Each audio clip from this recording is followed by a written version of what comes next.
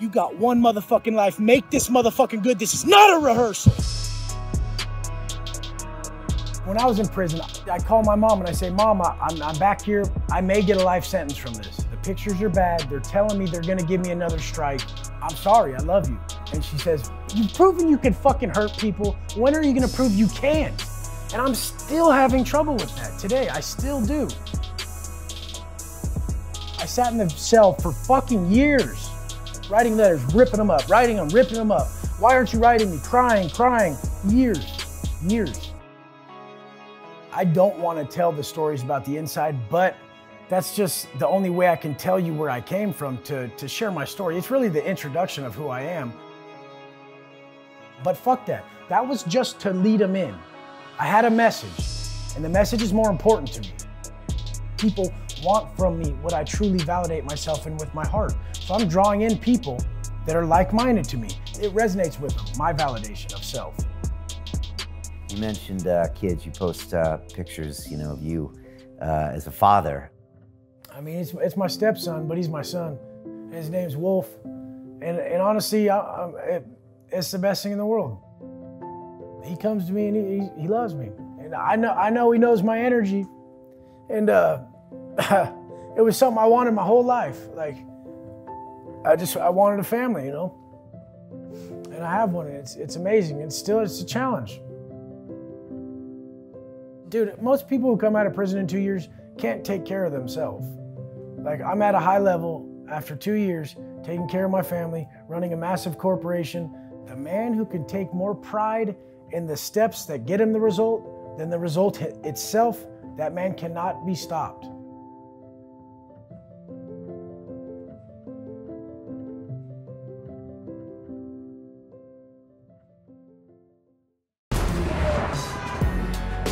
New York City is a great city. Every block, every neighborhood is different. Such a powerful environment. It's a town, I think, where there's so much opportunity. There's also a lot of pressure. It says you either make it or we're going to go on to the next person. New York has a mystique that tends to draw the most talented people in the United States and indeed the world to it.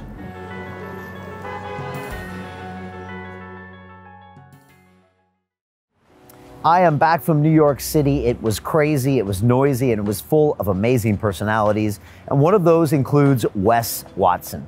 And one of his favorite phrases that really resonates with me is this: life is one big gratitude test. He also goes on to say that life is happening for you, not to you. And everything that happens in your life is a challenge that you can learn to grow from. Wes spent 10 years in the California penal system in hardcore lockdown, and he's lived to tell the stories about what that was like. And after struggling for many years inside with drugs, with violence, he finally decided to go within and develop his own personal space, his personal routine, and build the man that he is today. And it's no coincidence that less than 2 years out of being out of prison, when he's still on parole, he's making 6 figures a month with his business. And it all comes down to discipline, mentality, gratitude. I am a massive fan of Wes Watson. I think he's going to be one of the great speakers and influencers of this decade. And so it was important to me to get that man to New York City and sit down with him and share his message. And let me tell you, Wes didn't disappoint. He brought the noise. He can get real. He can get angry. He can get emotional. And he's giving it to you straight because he wants you to take your life to the next level. Pay attention to what this man has to say. I'm a massive fan, and you're going to see him more, I hope, in the future on London Real. And now, sit back and enjoy Wes Watson. This is London Real. I am Brian Rose. My guest today is Wes Watson, the inspirational speaker, fitness trainer, and ex-convict. You grew up in San Diego, California, skating, surfing, and snowboarding, but then got involved in dealing marijuana. This began a downward spiral, which ultimately led to a 10-year term in the California penitentiary system. After your release, you created Watson Fit, designed to free people from their mental prisons and smash their fitness goals. Your YouTube channel, GP Penitentiary Life, inspires hundreds of thousands with your detailed and gruesome stories inside the penal system. Wes, welcome to London Real in New York City. I mean, it's amazing to be here. This is the first time I've hopped on a plane in 12 years, And I mean, no better place, no better place. Thank you. Dude, man, it's great having you, man. And it was, let me just say a few things first. Somebody showed me one of your videos 6 months ago, and it came up, and I saw this dude with no shirt on out in the sun in my town of San Diego, screaming, dropping science, getting angry sometimes, getting calm, and I was just like, I don't know if I can even get on this vibe. But I watched the next one, and I watched the next one, and then I started reading between the lines and listening more, and I just became a huge fan of you and everything that you talk about. I think there's a ton of knowledge in there. And I had a thought last night when I was coming home from the movie, the premiere, is that we have a guy that comes on the show before. His name is Dandapani, and he was a Hindu monk for 10 years, and then he quit, and he's come back and he's kind of dropped knowledge that he had when he was a monk.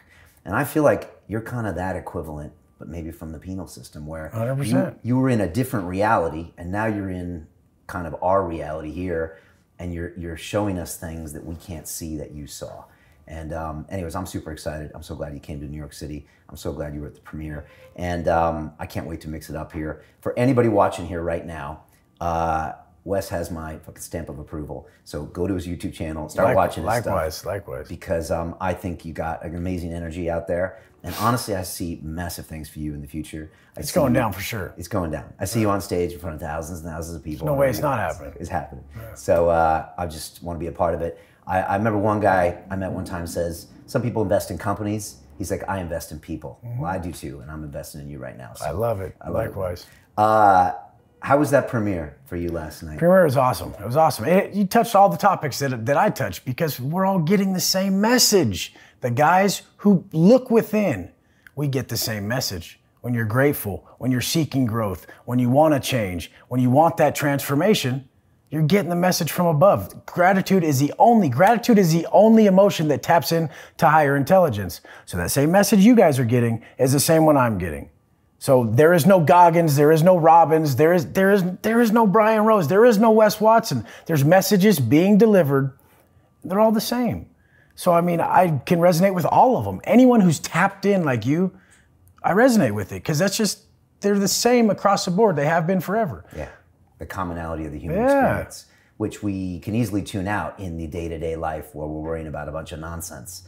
But we celebrate the people that kind of tune in. But like you said, it's the same message throughout time. They're all hearing the same message. The people who aren't, they're just not taking the time to tune in.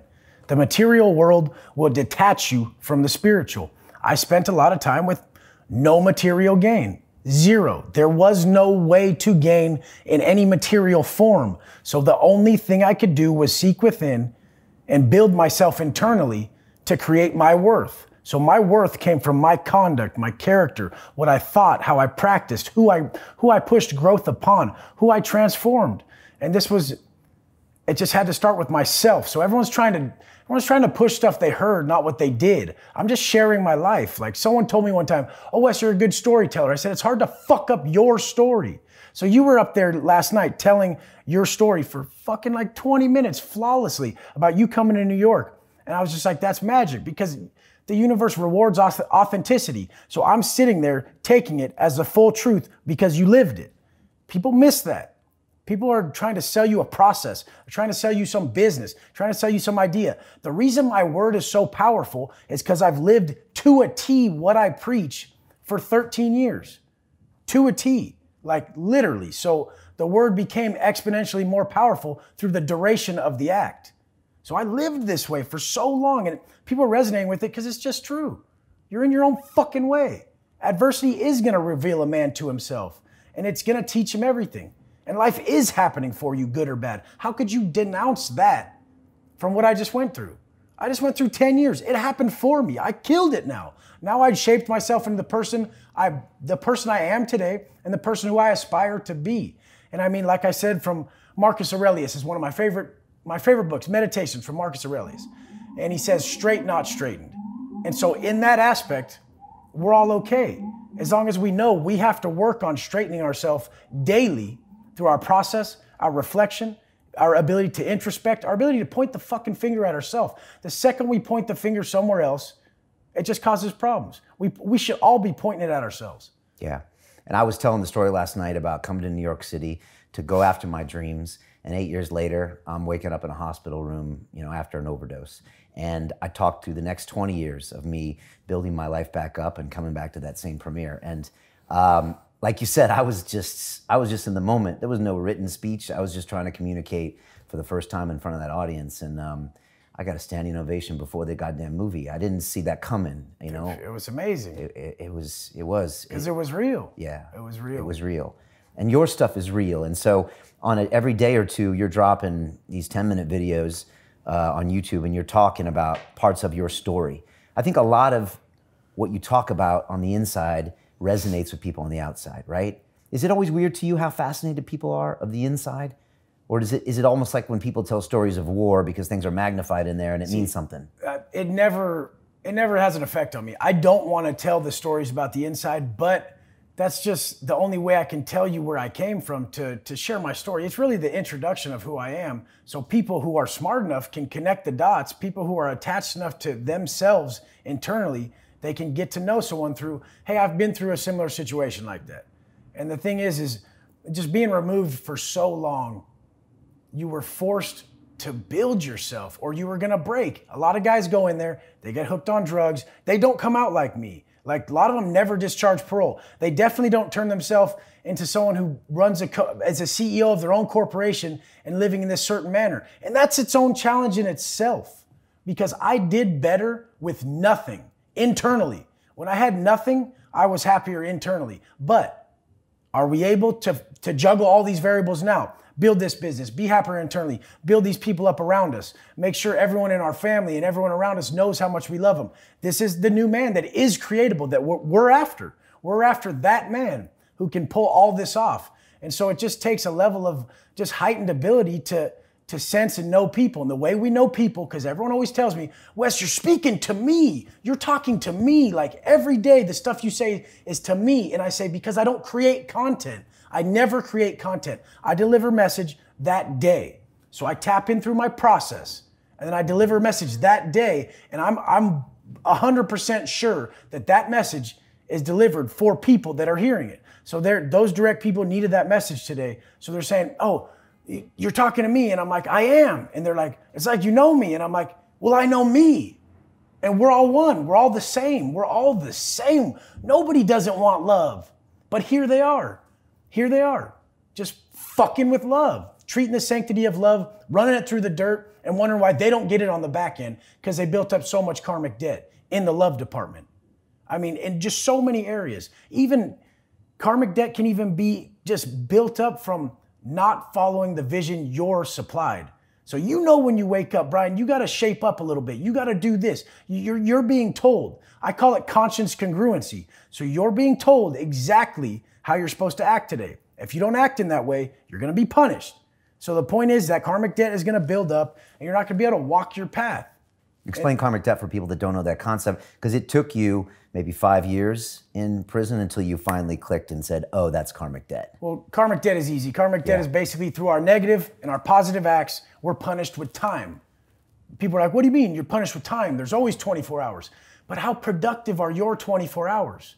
Like, go get an argument with your spouse or go get an argument with someone and you'll see that you'll lose 4 hours of that day, maybe 10 hours, depending on how bad it is. And if you're losing time, you're clogged up in your head and you can't detach from that moment where you created some negativity on someone or you made them feel internally just shitty, you're being attached to that for an eye for exactly how much you put on them.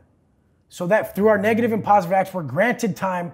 We're just given 24 hours with our positive acts. With our negative acts, we're taken away an eye for an eye how severe the act was. So now I've done a lot of violence and had a lot of problems in my life. So I was punished for years with karmic debt. And you see those people who just can't seem to get ahead. Right. They're doing something. And you can find it. And once they erase that karmic debt, they'll move forward very quickly. But that's happening because of the bad things they've done in the past. Yeah. The negative energy, the violence, the stealing, the whatever. And they're living that reality. And there's no way around it. Because most people wouldn't even understand that concept. They'd be like, that's not true. That's an Indian thing. It's a universal law, but you don't have to believe in it. But what's the downside if you do? What is the fucking downside if you do believe in that? You're just a better person? You're checking yourself from within? The universe is in your heart. This is what it's it. It's in your fucking heart. And when you can just drown out everything and not argue with people and not have issues, you're able to just harness the truth and just the real answers. And if a man is right, his world will be right. My fucking life is wrong. Whenever everyone sees me, I'm erratic and I have like this behavior and I cuss a lot. That is my downfall. It's an alpha trait, but I mean, it doesn't have to be that way. But it does, because I'm morphing into someone who's not like that. And as I grow, it's gonna be just more calm demeanor and stern with self, kind to others.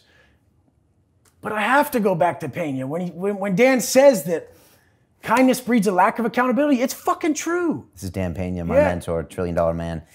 When he says stuff, it resonates with you. It's true. Yeah.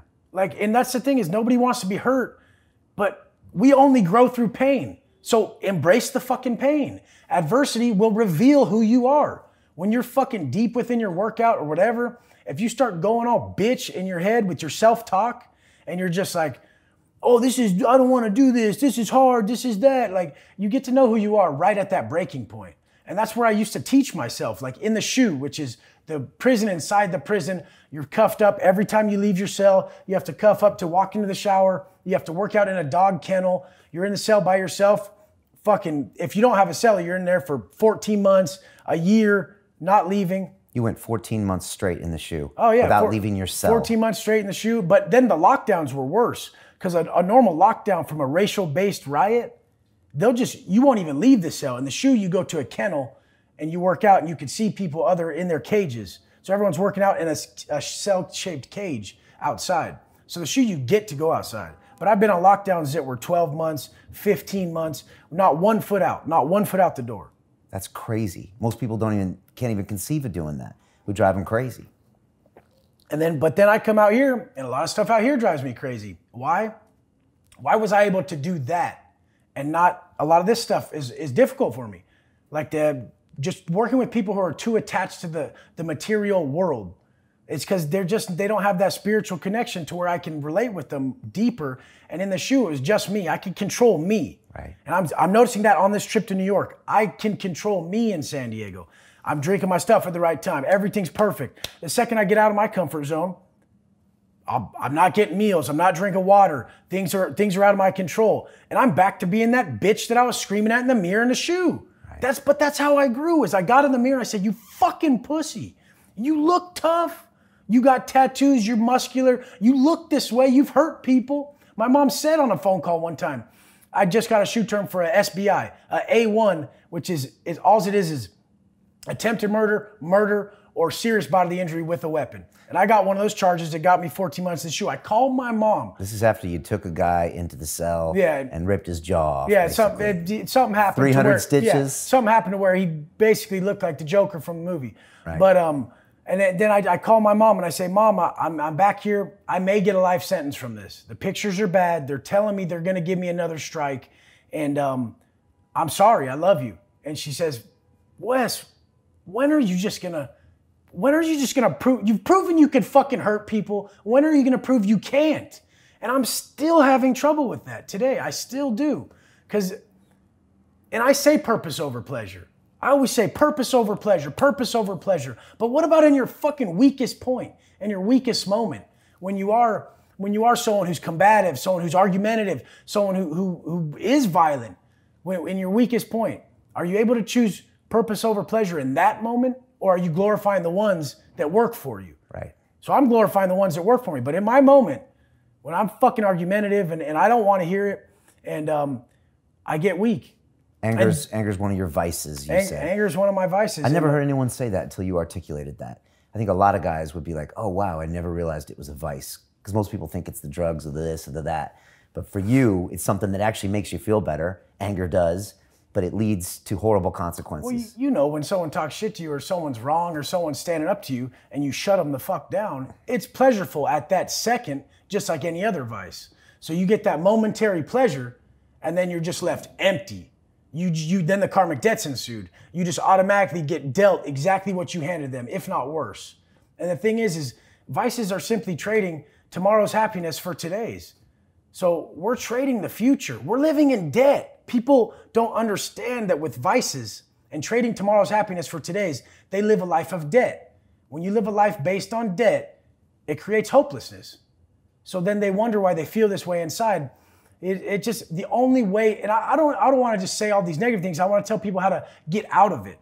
So to get out of all this, obviously, just drop everything you know you shouldn't be doing. Don't justify it. You know in your heart. Don't be that fucking asshole who tries to fucking convince his heart of, who's trying to convince his mind of something his heart knows is a lie. The biggest problem humans have, all of us, there's so many distractions, so many events taking place, that the biggest problem we all have is when we try to convince our mind of something our heart knows is a lie. Because we're like, oh, but this event happened, so fuck you. And it's like, no, motherfucker, do you love that person or not? Fuck that event. Fuck that shit. Go right in your heart. What if they died right now? Do you love them? And that's what just hits me so hard, because I'm able to go there. I do get angry. I do lash out. I do argue. And this is, I know it. And this is where my biggest change is going to take place. But I want to tell people, just go right into your heart in those situations and say, man, what do I want from this? Like, go to the end result. Like, you know your true answer. It only lies in your heart. Anytime you're trying to justify with events in your head, that's not your answer. Right. So go back to your heart, go back to the intuition. Don't try to say, I'm doing this because he did this, and that's when you know you're not being congruent. It's not. And you're going to pay for it later. You once said that any man that does violence knows he always feels bad afterwards. Always. You said you saw it in prison as well. I've never heard anyone actually say that, because always. Very few people get to do the violence. And we always think it's glorified. It's glorified in movies. Guy punches the guy out, he's the badass, but it doesn't work that way. No. You're punished by the universe. There's certain things that are wrong, and it's a simple definition. Good or bad, positive or negative, is simply defined as helping or hurting. Done. Nothing else. Did you help that person or did you hurt them? And there's a fucking fine line when you're talking about being a motherfucking coach. So I know Dan knows it. I saw it in the interview last night where he said, where the lady stood up and I saw him cross the line and he felt it. He's like, because he got pissed at her. And she's like, what about my kids? He could have coached her with his dope ass way of coaching right on the line. But that's the problem with being right on the line. Like me and him and other people like that who speak the way we speak, and we're real strong, just alphas who will push that shit. I don't like to call myself an alpha, just someone who's a go-getter. But why don't you like that term? I don't like to elevate myself. Because it glorifies bad masculine behavior that can get you karmic debt. I don't like that. I don't like to elevate myself. People would think that, but I really am. I don't. When I was in prison, I led by doing more. So I wasn't some dictator who was just telling you what you're gonna fucking do and you're gonna listen. I led by doing more. Like I would ask you to be up at 5 o'clock. I'm up at 2:45. I would ask you to do X amount of workout. I would do more. And the thing is that's how I led. I led by example. I personified the teaching. I got the results so they would wish to learn. People miss that one. People try to teach and they don't realize that the person who they're trying to teach is thinking, I don't want to be like you.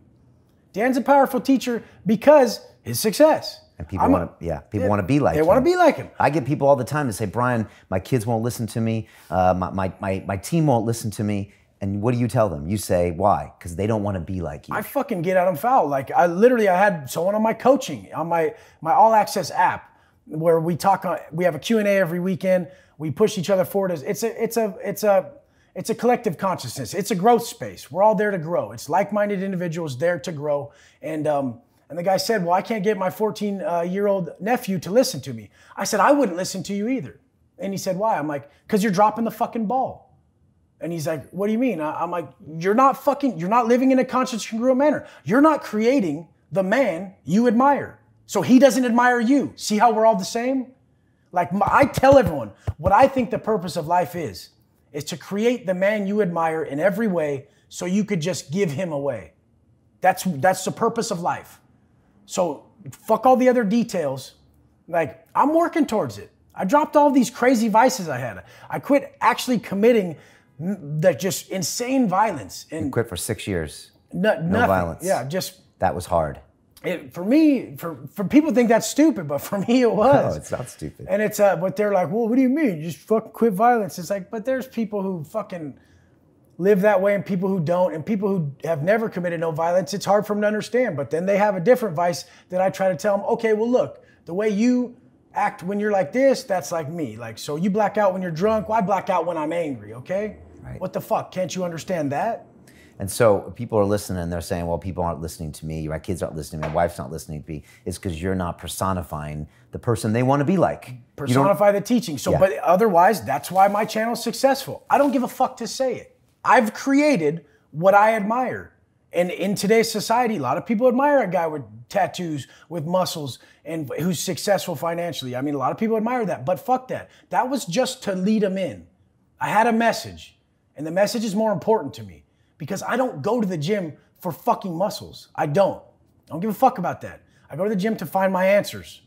I find my answers in that pain zone. I have to go self-inflict that pain on myself to find my answers and reflect. This is our modern way of digging deep within. We don't have to take ayahuasca. We don't have to do all this other stuff. That's one way. That's other people's way. But I would say the only way that's failing is you get so internally, and then so now that's just for you finding your way. So now the point is the other guy in the video would have to create his exterior in a manner that he could teach better. Because how are you going to get through to the people who are superficial? And that's not their fault. We've created them that way with society. How are you going to get through to them if you don't look how they look, dress how they dress, and like all the stuff they like? And you don't have to change who you are within. You just focus on the 1%, and you put out your message, and 10 million people are going to feel you nowadays. If you can elaborate your message deep enough, you're going to have, like what I got out, 30 million views or something on YouTube or something like that. I don't even care about that. But the point is how many lives were changed? I get 1,000 messages a day. Do I give a fuck about that? No. I want them to just become who they are comfortable with, so that was the whole goal. Like in prison, these guys were liabilities. Who? The prisoners? The guys in prison. The prisoners around me, my own white people who I'm in charge of, were liabilities. So for me to get out safely, since we roll together, if someone comes in and fights with you and you're white, I have to fuck that person up. There's no choice. And if I don't, I get fucked up. So the point is I had to turn you into such a internally strong person who's no longer a drug addict liability so that I could get out. Because you're going to cause us a problem. Right. You're going to go get that heroin fronted. You're going to come in off the benders in New York. You're going to get that heroin fronted. They're going to come up with that China White. You're going to sniff a line, or you're going to get that black and do a caldito, where they fucking sniff it. They put it in water and they sniff it back in their nose. And then you're going to build up a debt with the other races, the Southerners.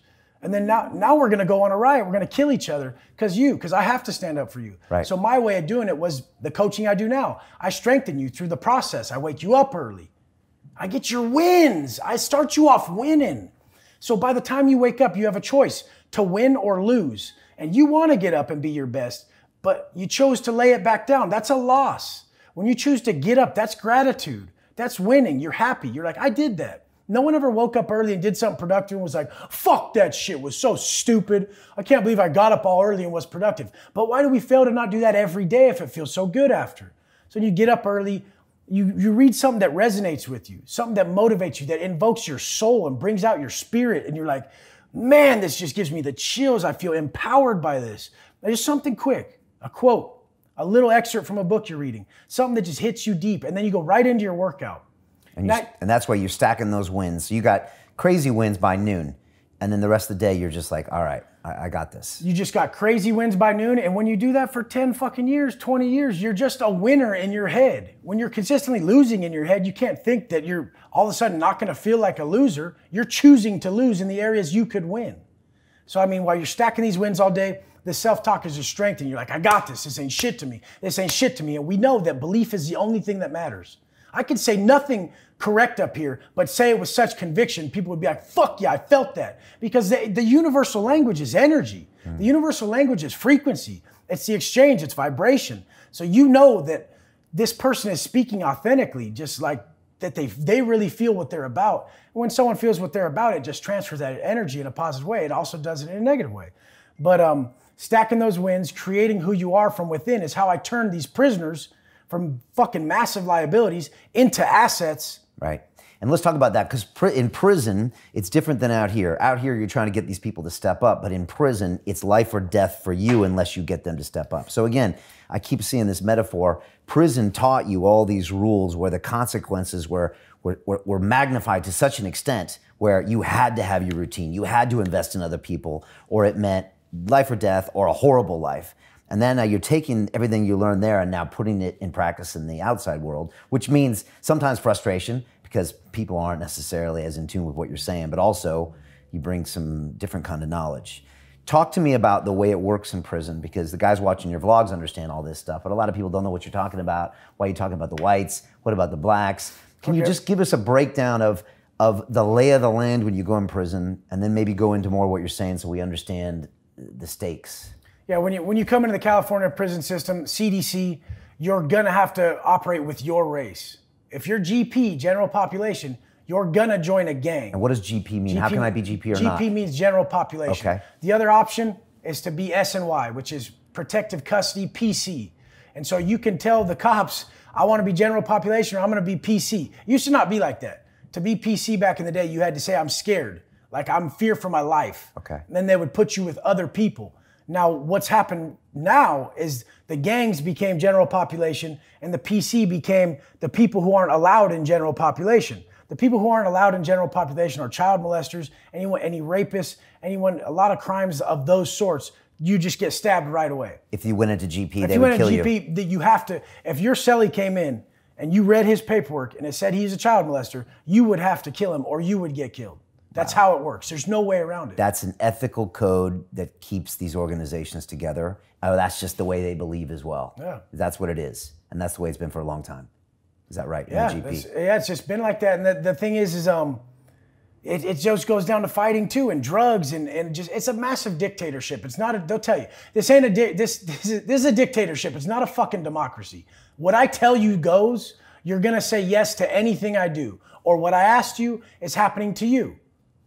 And that's the rule. So I go in, I go to GP or the other one. The other one, if I go there, well, some guys will opt there because they're scared of GP, or they won't. But then they go with all the child molesters and rapists, and you got a whole nother problem, horrible experience over there. Or they have gangs over there now too. But I don't know anything about that shit. But yeah, there's gangs over there. There's gangs over the whole system is. It's prison. These are violent people. It's flooded with crime, violence, and drugs. These are all the vices. This is what taught me. Okay. This is what taught me as I saw these guys who were supposedly glorified on TV and through all the stuff we watched, music videos and shit. And they were fucking pussies. They were fucking bitches. They were weak. Why? Because they would consistently have the same fucking problem. They would always they would always consistently be looking for happiness in the same place they lose it. So they would look for happiness in the same place they consistently lose it, come to tears about it, and then just cover themselves in tattoos and look all tough. But it's like, okay, motherfucker, I see how weak you guys are. I'm gonna change all this shit. And my last big battle is my reaction, the way I'm reacting lately. And like I said, straight, not straightened. So we're gauging our progress as we're getting better. But it's not gonna fucking happen overnight. And the whole prison shit it's just, I wanted to tell people, like one of my last videos was called Fake Hard.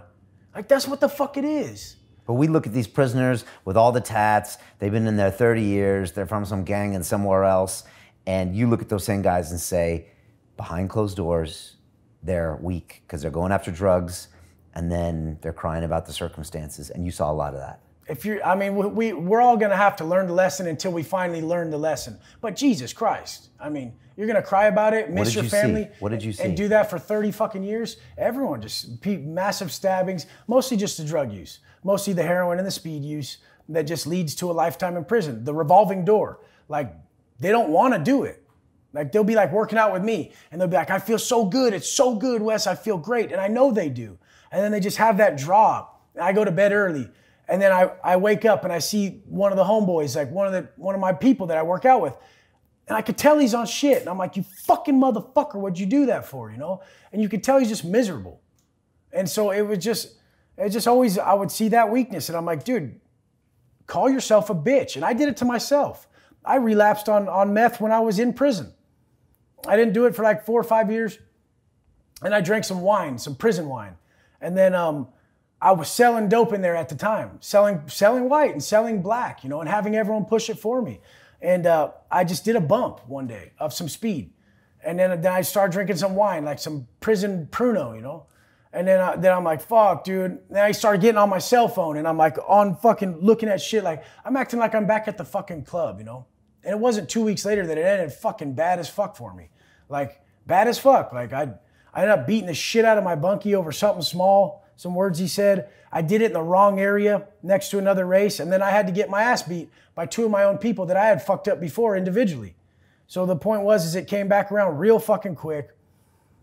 And then I just had to look at myself and be like, you're being a fucking bitch. And that's why I tell people that. That's why I use that word bitch a lot. That's why I say quit being a bitch. And the people who fucking win in my type of motivation are my type of people. I can only share what worked for me. Like the foolish motherfucker shares some process he learned from someone else. I'm gonna tell you what worked for me. What's a bitch mean? What does that qualify someone to make that? Just a bitch, like someone who is just putting themselves through something they don't want, a set of circumstances that they don't want, and then fucking crying about it, bitching about it. Their actions aren't congruent with their desires or mission. Their daily habits are not in line with the future they desire. Right. Their daily habits are out of whack, and then they're wondering why it's happening to them. They're acting like it's happening to them. Right. It's like, you're fucking doing it. Right. It's your internal choices. Yeah. All right. Give me the breakdown of the prison real quick, because you just went through a bunch of shit that people got to figure out. And it's taking me, I'd watched 40 videos and now I'm getting down. But all right, you go in. So you're choosing GP unless you want to be with the child molesters, and that's a whole nother problem and mess. So so say I got thrown in, right? I'm gonna have to go into GP, and I'm gonna have to go with the whites. Talk about how the races go down, and if it's racist or not. Explain all this to people, and then we'll get into the cell phones and all that. You're gonna come rolling up. You're gonna have your bedroll. You're gonna have your all the stuff, your fish kit that they gave you. You're gonna come in the building, and a white dude's gonna come up. He's gonna talk to you. Oh, I'm Brian. They're gonna help you to your fucking cell or your rack, and then they're gonna ask you for your paperwork. It's going to be a 128G. Paperwork is what? Paperwork is your arrest charges. Everything you've been charged for in the prison system. So they want to know who the fuck you are and what you're here for. And if you're here for a crime against kids, you're dead. And if you're here for a crime that's acceptable, then we're gonna work with you. You're gonna be part of our people. You have no choice. You're gonna be white. You're gonna be in this gang, and that's it. This just crime against kids and this rapist stuff. Why is that non-negotiable in there? I know that maybe that's a silly question. No, just because there's a bunch of, obviously it's despicable, but I mean, there's a bunch of people missing their family. There's guys missing their wives. There's guys never see their kids again. Right. And you were just touching someone's kid, and I'll never see mine again. You're fucking dead. Okay. I'll fucking kill you. Right. I'll never see fuck you, you know? And the thing is then the same thing of a rape on a woman, you know? And it's like, fuck, man, like, I'll never see my wife again. I'm gonna kill you. Okay. And that's it. So I need to go the other side if that's true. But if I try to like sneak in, then they're going to find out with my paperwork and find out what's going on. They're going to find out. And the whole thing is, even if you try to sneak in, they're going to use cell phones and they're going to find who you are. Right. They can check me out online. So don't fucking try. Right. What if I just say I'm going to go hang out with the black dudes or the Mexican dudes? No, that ain't happening either. They won't let me anywhere near The blacks won't even let you. Like, no one's going to let you. It's segregated. The blacks are over here. They split up into their own cars, Bloods and Crips. The whites, Pisces, and Southsiders are on one side of the building. Okay. One side of the day room. So the prison itself is segregated. It's split, yeah. Because they know if it's not, it's going to be that way. So the one side of the day room will be tables for white people, tables for Southsiders, tables for Pisces, which are Mexican nationals, people from Mexico. Okay. And then Southsiders are from where? They're Mexican-American gang members. You know? Okay. So people from LA, San Diego, all the way up to everywhere, but in California, but they're the Mexican-American gang. And then the Pisces are like the actual Mexican nationals from Mexico. Okay. And then so it splits up Pisces, Southsiders, and whites on one side of the day room. The other side of the day room is the Northerners, which is the Northern Mexican gangs, Mexican Americans. And then it's the others, which are the Islanders, the Asians, and then the blacks. And that's how the buildings are split up. We will never use the same bars, the same showers, the same shitters, the same sinks. We'll never use the same stuff. Never the same table. We'll never drink or eat from each other. It's full segregation. Is it racist? No, I wasn't racist. I talked to a lot of blacks in there that I still talk to now, that I help with fitness stuff, and that we work together, and I'm like, oh, I'll show you how it's done. I want people to do good. I don't give a fuck. Like, I've never been racist. I've actually, broad generalizations are the epitome of ignorance, because every fucking skinhead and every dude in there who had a swastika on him, they always said, oh, well, that one black guy's cool. Like, that one's cool. I'm like, dude, you don't believe in math then, motherfucker. If that one's cool out of 200, well, then there's 1 million in the world that are cool to you. So you're not racist. I guess we just figured out that you're not. So you can take that shit off, walk the fuck away, and we just realized that broad generalizations are bullshit. No prisoners are all like, no white guys, no black guys, no bankers. No people from London. San Diego, my bad. But we're all the same kind of. We want to surf and shit. But. All right, and so the segregation happens itself, it's for security reasons. And that's why it's always going to be like this? Because it sounds like the South in the 1930s, and it's weird for people to hear that people aren't using the same bathrooms. But it's set up that way because that is what keeps everybody alive. It keeps it safe. It's political. These are the politics. Like, I can police my people. You police your people. And I don't like the fucking word police. You control your people, I'll control my people. That's the only way it works. And that's the only way, like, a black can't prey on a white. A white can't go fucking just start a fight with an Asian. They're all gonna jump. If you come start a fight with a white guy, they're all jumping. And then we have an alliance with the Southsiders at a lot of places. So if a black starts a fight with a white, it's fucking cracking off with 150 people. And so you need the alliance because the white population's small in a lot of places. If there's no alliance, then the small guy comes in and gets preyed on. Right. And instead, he's got his people to back him up. Okay, so that's how it breaks down. So when I walk in, someone comes up to me, checks my paperwork, gives me the bunk, and basically says what? What would Wes say to me? Oh, see, I wouldn't say nothing to you. I'd send someone to talk to you. So I'd be on my bunk reading some sort of fucking super motivational, high power shit. Which is what you used to do. Yeah, and I'm reading some like stuff. I'm writing down quotes by hand, coming up with stuff. I was just introspecting, like at a high level all day. And I'm doing my shit. And then so someone would come in, and the other person under me would know to go grab their paperwork, check it, and come talk to me about it. I might come talk to the person or not, And I would just literally, I would tell them maybe once or twice. I'd be like, if we ask you of anything, the answer is yes, or you know what fucking time it is. And that's it. And then if people grew and I started working out with them and shit, I grew friendships in there. Very few, but there were some. Would you give me a list of rules? Don't do that, or is that implied? And what are those rules? I mean, there's a shitload of rules. I mean, you got to work out every day. You got to be up at a certain time. I mean, you got to fucking shower. You got to make every unlock. I mean, you can't eat from blacks. You can't share food with anyone on the other side of the day room at all. You can't sit at certain tables. You can't walk certain paths. You can't use certain exercise equipment. So, I mean, it's just... And why are these rules in place? Why do I have to work out? Why do I have to get up early? We got to strengthen you. I mean, it's basically what I'm selling out here. I'm going to strengthen you. I'm going to create self-worth in you. If you're just sitting there all day, fuck, man. If you're just sitting there all day in prison, you're going to be pretty depressed. People out here are in prison because they just sit there all day. They don't realize that they're creating their internal feelings about themselves through their conduct and their actions. That's why I force myself up. Even if I don't want to, I know if I get up and go work out, I'm going to fucking feel great about myself. I'm going to get that win. So we're just forcing them to stack wins so that they don't feel like losers. Also, you want me doing burpees in there because if a riot kicks off, I need to have the cardio to fight. We need the cardio. It's militant. We need the cardio. We're in the shoe in most places we'll count while we're doing burpees. So it's not just burpees, it's burpees with counting so that your win gets real up so that you're not a fucking you're not a liability when the riot happens. So we don't have to pick you up. You don't fucking die. All right, so it's military. It's militant. Yeah, straight militant. And you do a roll call, you're doing this, you're doing this, you're doing that. If you break one of those rules, You break one of those rules, the severity usually is a DP where you get beat up by 2 of your own people. But if it's bad enough, you get stabbed, Right, okay. And then, when do the real problems happen? When people start getting into these drug debts. The real problems are the drug debts and the fucking... There's drugs in prison. Most people don't even understand that. Shitloads. Okay. You get more drugs in there than you can out here, Are most people on drugs in prison? Everybody, yeah. Really? And that's because it's... Because they're not creating worth within. Same reason someone wants to go drink. They're looking for an external solution to an internal issue. That internal issue is you don't have self-worth, motherfucker. You didn't get up and earn that shit, bitch. No wonder you feel like a bitch. You treated yourself like one. Like, you were seeking external fucking solutions to internal issues. You beat that internal issue by fucking strengthening yourself internally. The issue's still gonna be there. It's never going away. That issue you have from when you were a kid is never fucking going away. Strengthen yourself to be able to take it. And you strengthen yourself from within with your conduct, with your character, solidifying your core beliefs with your self-talk. No, I'm not a bitch. I don't back down. I do see shit through. I am fucking just... Fortitude is what I'm about. I'm not about the aesthetics. I'm about the process. I'm about long view. I'm about pushing when it's impossible. I turn the timer on when I can't do no more. When I can't even go one more second, the timer turns on then. When you're in the shoe and everyone's fucking knocking on the door, they're fucking screaming, they're banging, they're like, fuck this, it's been too damn long.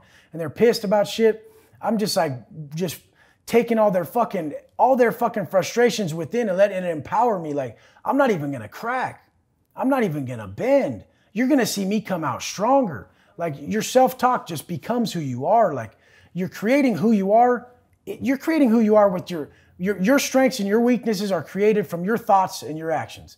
And so, I mean, create who you want to be with your thoughts and your actions. Second, you have negative self-talk, extinguish that fucking shit. How long did it take you to figure all this stuff out in there? It was just... was there a defining moment? Was it something you read? But when did you get to where you had this daily process that you could stick to? To continue watching the rest of the episode for free, visit our website londonreal.tv or click the link in the description below.